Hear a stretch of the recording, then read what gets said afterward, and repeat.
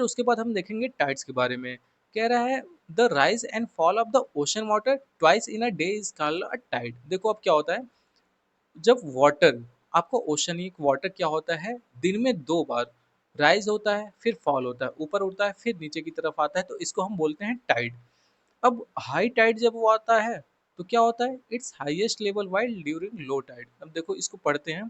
कह रहा है during high tide water rises to its highest level. High tide जब आता है तो वाटर अपने बिल्कुल हाईएस्ट लेवल पे चला जाता है, और जब लो टाइड आता है तो बिल्कुल लोवेस्ट लेवल पे ही रहता है।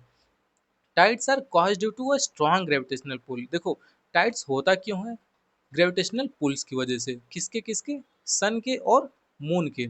ये दोनों कहाँ लगते हैं, अर्थ के सरफेस पे। जब अर्थ के सरफेस पे, अब देखो यहाँ अर्थ है आपकी, ठीक है, ये आपको अर्थ यहाँ दिखेगी, इधर सन का ग्रेविटेशनल पुल लग रहा है, इधर मून का, ये इसको अपनी तरफ खींच रहा है, इसको अपनी तरफ। अब अर्थ को तो खींच नहीं पाता है, तो ये क्या होता है, जो वाटर इस पे प्रेजेंट होते हैं ये उनको अपनी तरफ खींचता है, इसका ग्रेविटेशनल पुल और इसका भी। तो इसी की वजह से क्या होता है, वाटर का लेवल जो है वो राइज करता है या फिर फॉल करता है। फिर कह रहा है जो sun, moon and the earth are in the same line, the tides are at their highest and call the spring tides. देखो जब सन, अर्थ और मून बिल्कुल ऐसे सीधे डायरेक्शन में होते हैं ना, तो सबसे हाईएस्ट टाइड आता है आपके अर्थ पे, ठीक है, इस बात को आप ध्यान रखिएगा। और इसी को हम बोलते हैं स्प्रिंग टाइड। इसको क्या बोलेंगे हम, स्प्रिंग टाइड। स्प्रिंग टाइड कब आता है, जब बिल्कुल हाईएस्ट लेवल पे वाटर पहुंच जाता है। और कब पहुंचता है, जब सन, मून और अर्थ ये तीनों एक फिक्स लाइन में होंगे, स्ट्रेट लाइन में होंगे। अब देखो कह रहा है when the moon is in first and the last quarter. जब मून आपका यहाँ फर्स्ट क्वार्टर में होता है या फिर यहाँ कहें तो लास्ट क्वार्टर में होता है, फिर क्या होता है, कह रहा है the ocean water gets pulled in the direction opposite to that of the moons by the sun and the earth gravitational force causing low tide. अब देखो ऐसे तो ये सब हैं तो हाई टाइड क्रिएट कर रहा है, बट अगर यही मून आपका यहाँ आ जाए, ठीक है, या फिर यहाँ को आ जाए, तो क्या होगा, फिर लो टाइड आएगा, क्योंकि अब सबका डायरेक्शन एक ही तरफ से तो लग नहीं रहा है। इसीलिए ये अर्थ पे क्या करता है, लो टाइड कॉज करता है, क्योंकि अब ये वाटर को इधर खींच रहा है और ये वाटर को इधर खींच रहा है। इसीलिए एक स्ट्रांग फोर्स नहीं लग पाता है अर्थ के वाटर पे या फिर अर्थ के सरफेस पे। तो आपको यहाँ नीप टाइड देखने को मिलेगा, और ये नीप टाइड क्या होता है, बहुत ही लो टाइड होता है, ठीक है, लो टाइड को कॉज करता है कौन, नीप टाइड, इसको हम नीप टाइड भी बोलते हैं। फिर देखो हम देखते हैं इंपॉर्टेंस ऑफ टाइड क्या है। कह रहा है हाई टाइड्स किस चीज में हेल्प करता है, नेविगेशन में। कैसे, since high tide rise the water level close to the shore. देखो ये किनारा हो गया, यहाँ से आपका ओशनिक स्टार्ट है, तो जब हाई टाइड आता है तो क्या करता है, वाटर लेवल क्लोज टू, एकदम शोर के पास आ जाता है, यहाँ पे किनारे तक आ जाता है। The ship can arrive into the harbour easily. और जब पानी का लेवल बढ़ेगा तो आराम से जो इसमें शिप चल लेंगी वो आराम से किनारे तक आ जाएंगी। और फिर कह रहा है high tide also help in the fishing. और जब हाई टाइड आता है तो फिशिंग के लिए भी बहुत हेल्पफुल होता है। कैसे, this is because many fishes come to the शोर।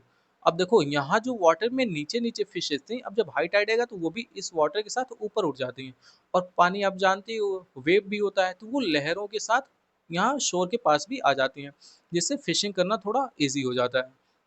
The rise and fall of water due to tides is used to produce electricity। अब देखो क्या होता है, जो पानी ऊपर उठता है या फिर पानी नीचे आता है, इसकी वजह से हम इलेक्ट्रिसिटी भी जनरेट करते हैं। वो कैसे, हम क्या करते हैं कि ओशियानिक के कुछ दूर अंदर जाके एक टरबाइन लगाते हैं, वहां से हम वायर से कनेक्ट कर देते हैं एक जनरेटर इधर।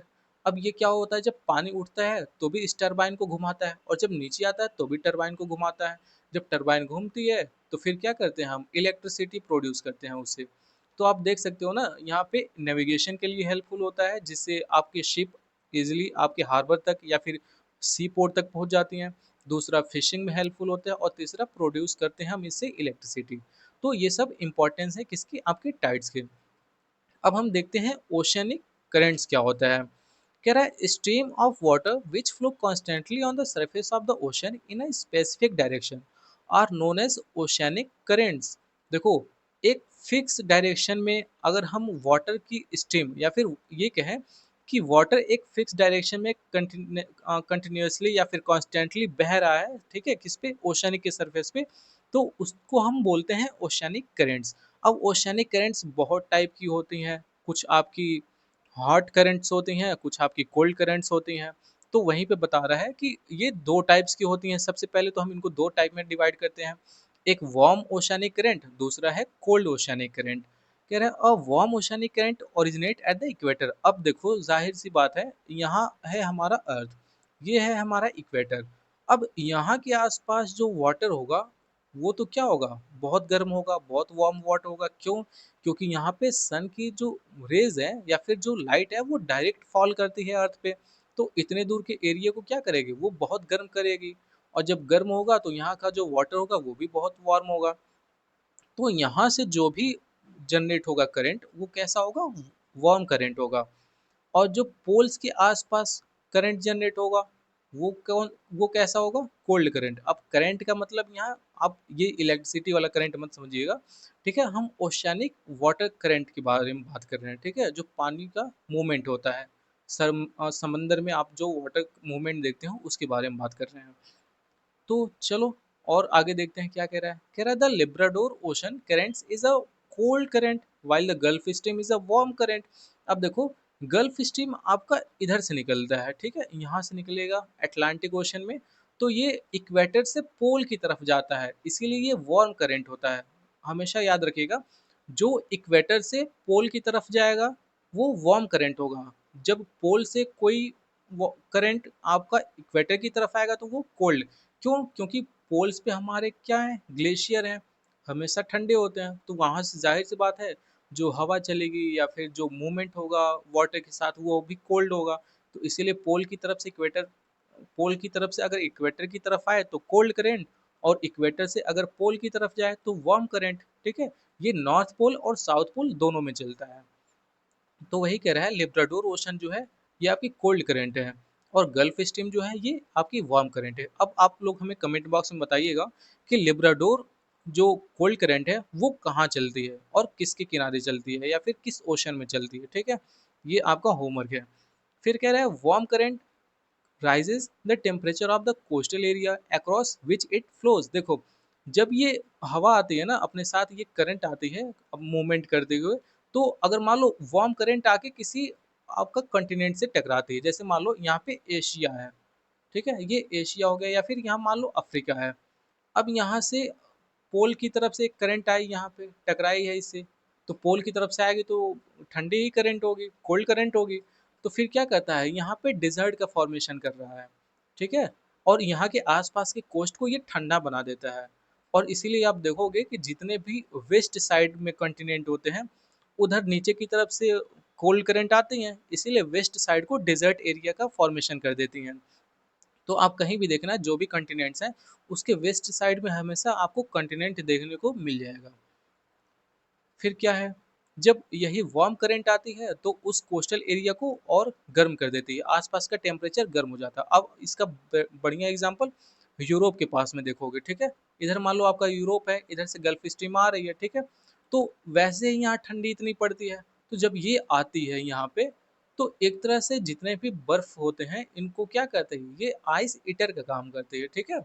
तो इनको सब पिघला देती है, मेल्ट होते हैं और यहाँ के आसपास के जो रीजन है यहाँ थोड़ी गर्मी पैदा होती है, तो थोड़ा फेवरेबल कंडीशन बनता है रहने लायक। तो बस ये उसी के बारे में है। कह रहा है the meeting point of a warm and cold currents creates ideal surviving condition for the plankton. देखो एक सबसे इम्पोर्टेंट जो चीज़ें हैं, जहाँ वार्म करंट और कोल्ड करंट ये दोनों मिलती हैं वहाँ पे एक फेवरेबल कंडीशन बनाती हैं या फिर कहें तो सर्वाइवल कंडीशन बनाती है, किसके लिए? प्लैंकटन के लिए। ये प्लैंकटन क्या है, एक तरह का शैवाल है, ठीक है, और इसी को ये सबसे अच्छा भोजन माना जाता है, किसका? फिश का। तो जहाँ वार्म करंट और कोल्ड करंट मिलती हैं वहाँ पे फिशिंग बहुत ज़्यादा होती है, ठीक है, फिशिंग इंडस्ट्री बहुत ज़्यादा होती है। कह रहा है प्लैंकटन और स्मॉल ऑर्गेनिज्म। प्लैंकटन क्या है? स्मॉल ऑर्गेनिज्म है जो किसके द्वारा खाए जाते हैं? फिश के लिए। और इसीलिए जब फिश इनको खाने आती हैं वहीं पे फिशरमैन क्या करते हैं, इनको पकड़ लेते हैं फिशेस को। तो एक तरह से देखा जाए तो जब भी ये दोनों आपस में मिलेंगे तो वहाँ फिशिंग इंडस्ट्री भी बहुत अच्छी खासी होगी, फिशिंग का वर्क भी बहुत अच्छा खासा होगा।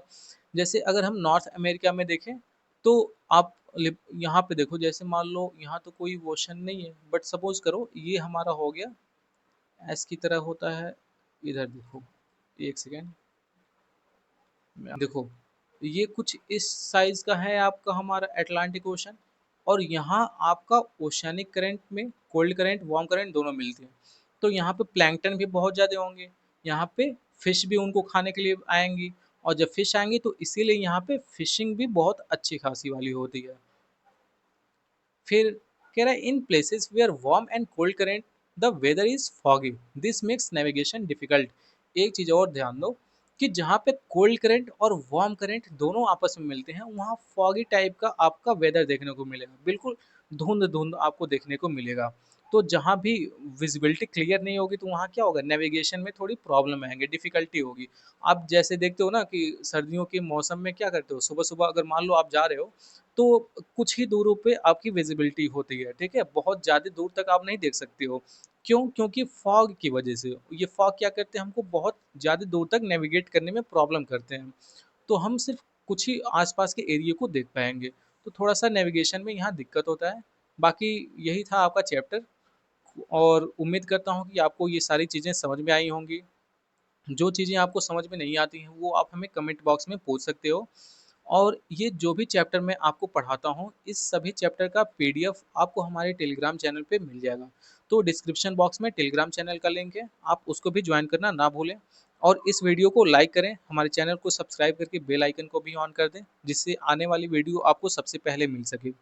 ठीक है, चलिए मिलते हैं एक और नए वीडियो में, तब तक के लिए जय हिंद।